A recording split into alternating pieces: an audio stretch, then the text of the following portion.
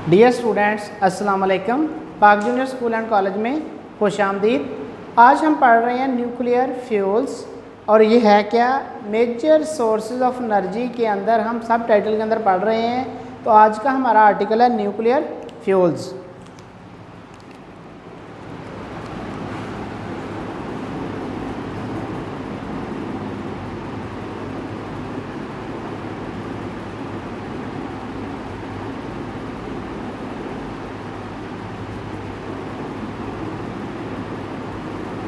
Energy हम हासिल करते हैं, इसके कई ज़रिए हैं। आज हम पढ़ेंगे न्यूक्लियर फ्यूल्स क्या होते हैं और इनसे एनर्जी कैसे हासिल की जाती है। तो हमने ये पढ़ा हुआ है कि हमारे पास जब हम एटम बम या इस तरह कोई चीज़ बनाते हैं तो दो तरह के रिएक्शन होते हैं। एक होते हैं फिशन रिएक्शंस,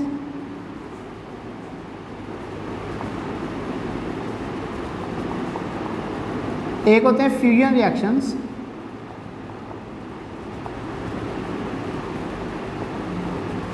होता क्या है, फिशन के अंदर क्या होता है, अगर हमारे पास एक यूरेनियम का एटम है, उसको हम स्प्लिट अप कर लेते हैं into two, split into two nuclei. इस प्रोसेस को हम कहते हैं फिशन रिएक्शन। और इसके नतीजे में हमें मिलता क्या है, हीट, साथ रेडिएशन भी होती हैं जो हमारे लिए ख़तरा होती हैं, या ये कह लें कि रेडिएशन जो हमारे लिए हार्मफुल होती हैं। तो दोबारा सुन लें, न्यूक्लियर फ्यूल्स क्या हैं।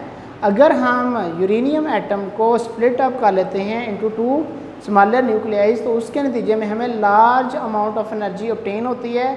और उस सूरत हाल में हम उस एनर्जी को क्या कहते हैं कि एनर्जी हमने हासिल कर ली है। और ये सारा क्या है, न्यूक्लियर फ्यूल्स। तो energy from nuclear fuels basically यही है कि एनर्जी हासिल करनी है या फिशन रिएक्शन से या फ्यूजन रिएक्शन से। इसको हम कहते हैं न्यूक्लियर फ्यूल्स। इसके अंदर क्या फ़ायदा है, क्या नुकसान है। फ़ायदा ये है कि इसके अंदर लॉट ऑफ एनर्जी जो है ना, एक ऐसी एनर्जी जिसकी मकदार बहुत ज़्यादा होगी वो आपको मिल जाती है विद इन सेकेंड्स या with small amount of reactants.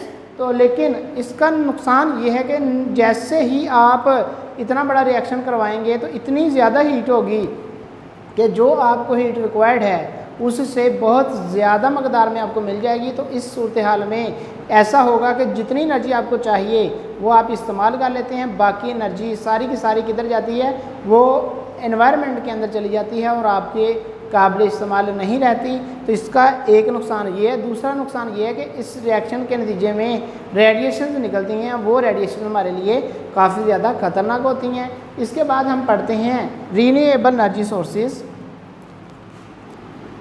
ये कल मैंने जब लेक्चर दिया था तो उसमें मैंने बता दिया था कि एक होते हैं रीन्यूएबल, एक होते हैं नॉन रीन्यूएबल। तो आज हम पढ़ते हैं रीन्यूएबल एनर्जी सोर्सेज। तो ऐसे एनर्जी के ज़राए जिनसे आप एनर्जी हासिल करते हैं, लेकिन कल को थोड़ी देर बाद उतनी ही अमाउंट ऑफ एनर्जी दोबारा हासिल कर सकते हैं और पीछे से सप्लाई ख़त्म नहीं हो रही, उसको हम कहते हैं रीन्यूएबल एनर्जी सोर्सेज। इसमें सप्लाई एग्जॉस्टिव नहीं होती, यहाँ पर सप्लाई ख़त्म नहीं होगी। जो न्यू अमाउंट ऑफ एनर्जी है वो आपको उतनी ही मिल जाएगी जितनी आज है। इसको हम कहते हैं रीन्यूएबल एनर्जी। इसकी एग्जाम्पल्स में क्या होगा, इसकी सप्लाई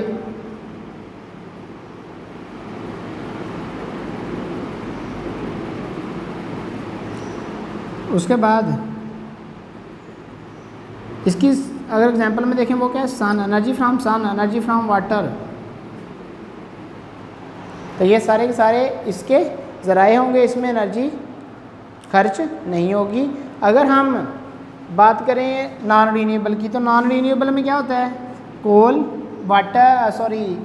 कोल के साथ साथ पेट्रोल, ऑयल, ये सारी चीज़ें नॉन रीन्यूएबल होती हैं, जिनको आप एक दफ़ा खर्च कर लेंगे, बाद में वो नई बनेगी और बनेगी बहुत ही देर के बाद, जो कि आप इसको नॉन रीन्यूएबल में शुमार करेंगे।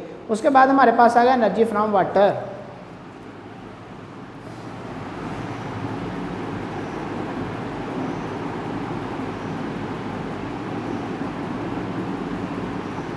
पानी से भी हासिल की जा सकती है क्या, एनर्जी। कैसे, अगर हम एक डैम बनाते हैं यहाँ पर हमने बना लिया डैम, पानी स्टोर कर लिया, एक हाई टाइड है यहाँ पर। अब यहाँ पर जैसे ही हम यहाँ से इसको गेट ओपन करते हैं पानी नीचे आएगा। जैसे ही पानी नीचे आएगा तो यहाँ से पानी गुजरेगा, यहाँ पर आप टरबाइन लगा लें, जो मर्ज़ी लगा लें। जैसे टरबाइन लगाएंगे वो घूमेगी तो यहाँ से बिजली बना सकते हैं। अब इसका मतलब ये हुआ बाइंड टू वन जनरेटर। तो जैसे ही यहाँ से आप एनर्जी हासिल करेंगे वो कौन सी एनर्जी होगी? Energy from water. इसके और भी तरीके हैं। पानी जब चल रहा होता है, चलते पानी में भी आप एनर्जी हासिल कर सकते हैं। पानी को ऊपर स्टोर करके वहाँ से फाल करवा के भी आप एनर्जी हासिल कर सकते हैं। तो ये एनर्जी फ्रॉम वाटर है। ये रीन्यूएबल है कि नॉन रीन्यूएबल? तो इसका जवाब है रीन्यूएबल, क्योंकि ये रिसाइकल हो गया पानी, दोबारा वही आपको मिल जाता है। रीन्यूएबल एनर्जी सोर्स है ये वाला।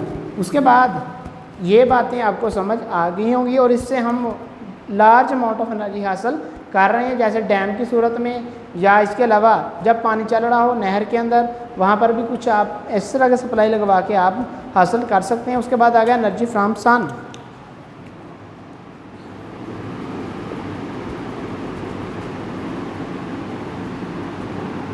सूरज से भी हासिल की जा सकती है क्या एनर्जी? कैसे? सूरज एक ऐसा एनर्जी का सोर्स है जो वेरी चीप है। पानी का जो सोर्स है एनर्जी का वो भी चीप सोर्स ऑफ एनर्जी है, और ये भी क्या है? चीप सोर्स, सस्ता है कि आप धूप में बैठे रहें सारा दिन, बिल आपको नहीं आएगा।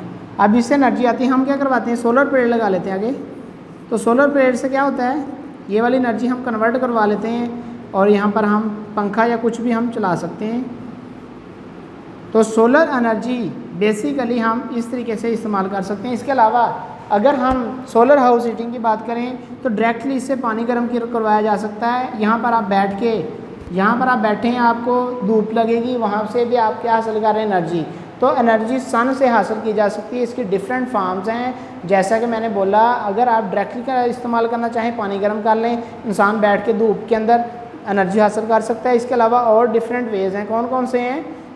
जैसे मैंने बोला सोलर हाउस हीटिंग, उसके अंदर सोलर पैनल, इसके अंदर, या सोलर सेल इसको कहते हैं, इसमें इनडायरेक्टली हम एनर्जी हासिल कर सकते हैं फ्रॉम सन।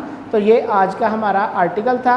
एनर्जी इसमें हमने क्या पढ़ा है? हमने पढ़ा है न्यूक्लियर फ्यूल्स यानी फिशन फ्यूजन रिएक्शन, उसके बाद हमने पढ़ा है रीन्यूएबल, और उसके बाद हमने पढ़ा है एनर्जी फ्रॉम वाटर, उसके बाद हमने पढ़ा है रीन्यूएबल एनर्जी सोर्स, और उसके बाद हमने पढ़ा है एनर्जी फ्रॉम सन। अल्लाह हाफिज़।